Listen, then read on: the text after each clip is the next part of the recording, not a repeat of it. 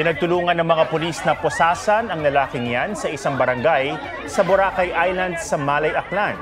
Isa siya sa mga humarang sa gagawing demolition ng mga pulis sa mga bahay roon. 5 residente ang inaresto at na-inquest na. Ayon sa kaanak ng isang inaresto, hindi naman nila nilalabanan ng demolisyon sa kanilang mga bahay. Sinasabi lang daw nila ang kanilang karapatan. Ayon naman sa mga pulis, sumusunod lang sila sa utos ng kanilang sheriff na magposas kung may mangyayaring resistance. Inireklamo ang isang ospital sa Valenzuela City dahil sa pagdetain umano ng mga hindi pa bayad sa kanilang bill. Itinanggihan ng ospital at iginiit na hindi nila pinigilang lumabas ang mga nagrereklamo. May report si Jonathan Andal. 3 araw na natili sa isang pribadong ospital sa Valenzuela City si Richelle. Hindi dahil may sakit siya, pero dahil hindi pa raw kasi niya mabayaran ang bill ng yumaong mister na umabot sa mahigit ₱250,000. Nakaburol na po siya. Tapos ako nasa ospital. Bantay sarado raw siya ng mga gwardya sa waiting area ng ICU. Bawal kahit bumili ng pagkain sa labas. Nang makatsyempo sa gate na ito sa likod ng ospital, tumakas si Richelle. Sinabi sa kanya dapat asikasuhin niya yung bayad. Huwag niya asikasuhin yung patay na. Hiningan pa ng pera bago po tanggapin sa emergency room. So yun pa lang is a violation of Republic Act 10932 or ang Anti-Hospital Deposit Law. Palit ulo rin ang nangyari kay John na namatayan ng asawa. Lagpas 700,000 pesos pa ang kanyang bill at ang naiwan sa ospital ang kapatid niyang si Lovery. Dahil ayaw palabasin ang kanyang kapatid, pinapulis ni John ang ospital na kalaunay pumayag sa inisyal na bayad na 50,000 pesos at promissory note. Gusto nila magbayad ako 100K kinabukasan, tapos every other day 100K. Sa tulong ng Valenzuela LGU, nagsampa sila sa piskalya ng reklamong slight at serious illegal detention laban sa ilang empleyado ng ACE Medical Center. Pinuntahan namin ang ospital pero hindi raw muna sila magbibigay ng pahayag. Nakakuha ang GMA Integrated News ng kopya ng kanilang counter affidavit sa akusasyon ni John at Lovery. Itinanggi nila ang paratang na illegal detention dahil wala naman daw elemento ng pagkulong o pagkandado. Hindi naman daw nakalock ang pinto ng kwarto kung saan dinala si Lovery at hindi rin daw siya gilang lumabas. Sumulat na ang Valenzuela LGU sa Department of Health para paimbestigahan ang umano'y palit-ulo na kalakaran sa ospital. Meron naman tayong mga measures tulad po ng ibang private hospital wherein ang cadaver hindi rini-release, ang death certificate hindi rini-release, ang promissory note hindi rini-release. Pero tao ang hindi rini-release, buhay na tao. So, serious illegal detention talaga ho yan. Jonathan Andal nagbabalita para sa GMA Integrated News. Gustong imbestigahan ni Senator Risa Ontiveros ang gentleman's agreement umano ni dating Pangulong Rodrigo Duterte kay Chinese President Xi Jinping. Tinawag ng senador na treasonous o mapagtaksil sa bayan ng kasunduang hindi dapat magdala ng construction materials ang Pilipinas sa BRP Sierra Madre.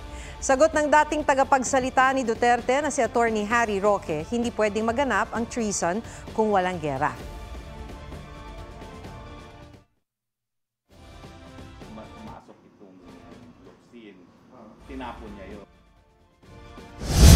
This gentleman's agreement is treasonous.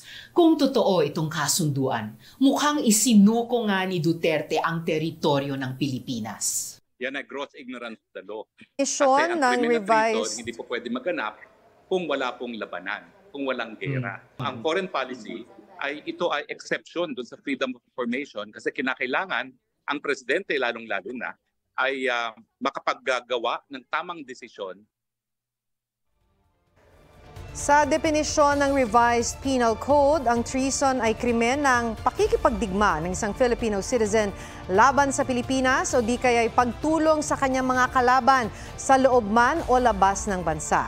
Tingin ni Defense Secretary Gilberto Chodoro Jr., mahalaga ang pananagutan sa sinasabing gentleman's agreement tungkol sa BRP Sierra Madre.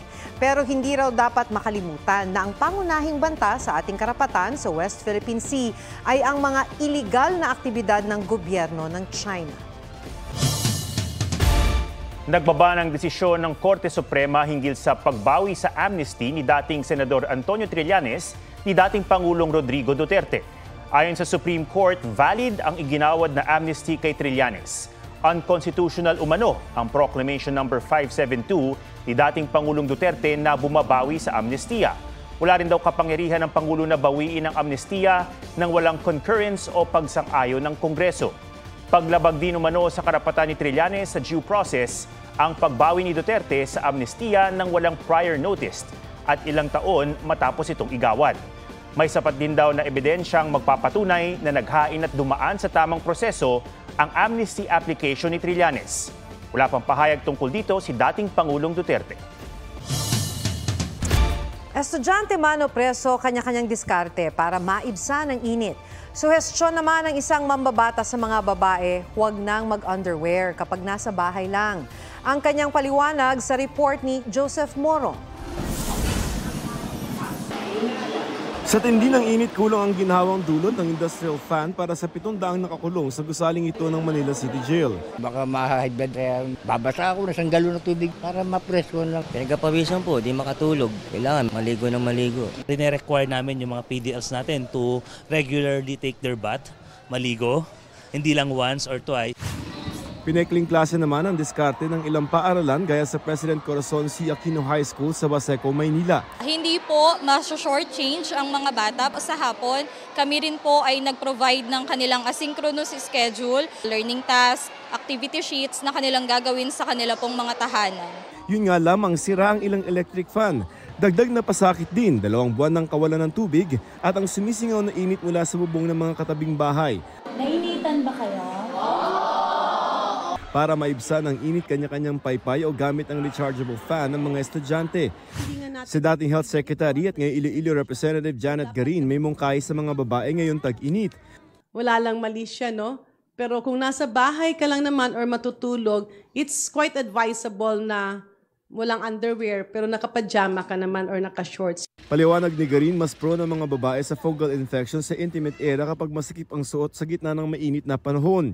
Ang suhestyon ni Garin sinigundahan ni Health Secretary Ted Herbosa. Pag mainit, pinapawisan, may moisture dun sa ating private areas of women. So it can lead to candidiasis or itchiness. Kung hindi naman daw komportable mag-no underwear sa loob ng bahay, mag-cotton underwear because it also does not trap moisture. Joseph Morong, nagbabalita para sa GMA Integrated News.